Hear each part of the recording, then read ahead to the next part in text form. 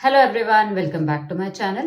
So today we are going to do DD between affectation and hypocrisy and इसको easily clinic में कैसे DD करेंगे उसको समझेंगे आज. Okay, so what is affectation? First, affectation is nothing but an unnatural or the exaggerated response which is shown by the patients in front of us, and the intention is to create an impression on us and to show how smart or intelligent they are and how different they are. तो affectation में क्या होता है, there is a pretense of style. एक style में उनका pretence आएगा, झूठ लगेगा, अपने को फेक लगेगा. ओके, सो हम लोगों ने देखा है अफेक्टेशन के सब रूब्रिक्स कौन से है. Affectation gestures and acts in, affectation words in, ऐसे हम देखते हैं ना. तो अफेक्टेशन इज नथिंग बट उनके स्टाइल में एक प्रिटेंस लगेगा हम लोगों को. कि इसके एग्जाम्पल्स हम लोग समझेंगे.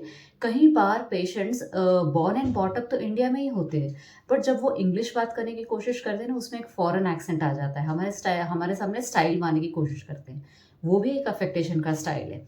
दूसरा, कभी कभी क्या होता है ना, पेशेंट्स बहुत ज़्यादा एजुकेटेड नहीं होने के बावजूद भी ऐसे कुछ वर्ड्स यूज़ करते हैं हमारे सामने. जैसे मेरे पास एक पेशेंट थी, वो नॉर्मल एजुकेटेड थी बट उसको इतना मेडिकल नॉलेज इतना ज़्यादा नहीं था, ओके ओके थी. तो वो पेशेंट जब भी मैंने ऑडियो पे कॉल लिया उनका केस, ऑडियो कॉल पे, तो उन पेशेंट ने मुझे बोला कि मैडम मुझे ना डिसेंट्री हुई है. तो मैंने बोला डिसेंट्री, तो मैंने उनको पूछा हिस्ट्री में कि आपको स्टूल्स में ब्लड और म्यूकस आ रहा है क्या. तो बोले नहीं नहीं नहीं नहीं, लूज मोशंस हुआ है. तो उसने शुरू कैसे किया, डिसेंट्री. तो उसको कुछ इंप्रेशन मेरे सामने जमाना था. वो भी एक तरह का अफेक्टेशन है. दूसरा एक एग्जाम्पल होता है, कभी कभी ना बच्चे, छोटे बच्चे, बहुत कॉमनली हम अफेक्टेशन को जैसे समझते हैं कि छोटे बच्चे जो होते हैं हमारे क्लिनिक में, दे ट्राई टू प्रिटेंड कि नहीं नहीं मुझे इंजेक्शन से डर नहीं लगता. और अब धीरे से ड्रॉर जब भी खोलते हो तो अचानक से चिल्लाएगा पेशेंट, मम्मी को जाके पकड़ लेगा. ये अफेक्टेशन है जो कॉमनली हम समझते हैं. अनदर एग्जाम्पल मैं आपको देना चाहूँगी. मेरे क्लिनिक में एक बार एक पेशेंट आया था एंड वो बार बार 2-3 महीने में एक बार ना सेम टेस्ट उसने करवाया है, जैसे शुगर का टेस्ट है, ब्लड शुगर लेवल्स. तो मैंने रिपोर्ट्स जब भी देखे तो वो किसी और कंप्लेंट के लिए आया था, लेकिन मैंने देखा कि उसका शुगर तीनों टाइम नॉर्मल है, बट ये पेशेंट ने बार बार 3 बार करवाया है. तो मैंने उनसे पूछा, अरे आपका शुगर टेस्ट तो नॉर्मल है, तो आपने बार बार क्यों करवाया. तो वो पेशेंट ने बोला, नहीं नहीं ऐसे कुछ नहीं डॉक्टर साहब, मुझे वैसे तो इसका डर नहीं है कुछ, लेकिन मैं जब पहले करवाने गया था ना, तभी मुझे ऐसा लगा कि वो जो लैब टेक्नीशियन ने ठीक से सैंपल कलेक्ट नहीं किया. इसके लिए मैंने कंफर्म करने के लिए फिर से किया. तो मैंने बोला ठीक है, सेकंड बार तो कर ली, तो तीसरी बार क्यों. तो बोले नहीं नहीं डॉक्टर साहब, कैसे हुआ ना, मेरा दोस्त उसी लैब में जा रहा था, उसको कुछ टेस्ट करवाना था, तो मैं सोचा मैं भी एक बार अपना शुगर का टेस्ट करवा लूँ. तो यहाँ पे जो है पेशेंट ने बार बार क्यों करवाया, क्योंकि उसको लाइट डिज़ायर का था, लाइट डिज़ायर थी उसमें, एंड वो जानना चाहता था इसको शुगर तो हुआ नहीं है, लेकिन उसको छुपाने के लिए वो मुझे ऐसे रीजंस दे रहा है. This is also a way of affectation. He was trying to hide his fear in front of me. Okay. Now I hope affectation is clear to you.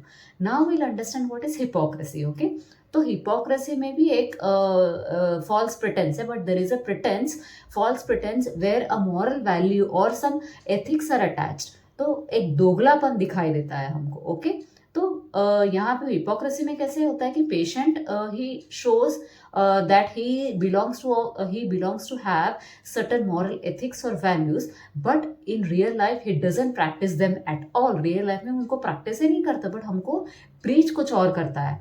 For example, जैसे एक बार ऐसे हुआ था कि मैंने ये रियल लाइफ में देखा था कि मैं एक रिलेटिव्स के घर में गई थी, एक आंटी के घर में गई थी, एंड वो आंटी के पास एक उनके नेबर्स आए थे, एक डब्बे में स्वीट्स लेकर आए थे. तो उन्होंने बोला कि ये आंटी ने उनको ग्रीट किया, बोला वाओ हमारे बच्चों को तो आपके स्वीट्स बहुत पसंद है, आप कितना अच्छा बनाते हैं एंड ऑल, उनको बहुत फ्लैटर किया. एंड जैसे ही वो आंटी चली गई, ये आंटी ने वो स्वीट्स का जो डब्बा है ना उनकी मेड को दे दिया मेरे सामने. बोले नहीं नहीं कौन खाता है, तुम लेके जाओ, हमारे घर में कोई खाता नहीं. तो वो आंटी ने क्या दिखाया उनके सामने कि my children are very loving, they love your sweets and all, and they दिया मेड को. तो यहाँ पे उन्होंने दोगलापन तुरंत दिखा दिया. This is an example of hypocrisy. Another example I would like to give you all कि एक योगा टीचर है, she is teaching yoga at the home and yoga exercises करवाती है एंड लोगों को प्रीच करती है कि you should follow a healthy lifestyle, early to bed and early to rise, उनके सारे जो स्टूडेंट्स हैं जो उनके पास क्लासेस के लिए आते हैं उनको प्रीच करती है ऐसे। एंड उन्होंने वो ऐसे भी कहती है कि मैं कभी बाहर का खाना नहीं खाती, ओनली होममेड फूड खाती हूँ, मैं कभी चाट नहीं खाती, they are they are not healthy. बाहर तो कैसे कैसे बनाते हैं लोग, चाट हेल्दी नहीं होता। एंड एक बार ऐसे होता है कि उनके उनके students they pass by the street to eat the chaat, and वहाँ पे उन्होंने अपने योगा टीचर को पाया। तो यहाँ पे योगा टीचर क्या प्रीच कर रहे थे कि नहीं हेल्दी फूड खाना है, बाहर का खाना नहीं खाना है, but she finds herself eating chaat. तो दिस इज हिपोक्रेसी, दोगलापन है, जो वो प्रीच कुछ और करती है और रियल लाइफ में प्रैक्टिस कुछ और करती है। This is hypocrisy. So I hope you clearly understood the DD between these two rubrics. So thanks for watching my videos, and keep watching my videos and keep subscribing to my channel. Thank you.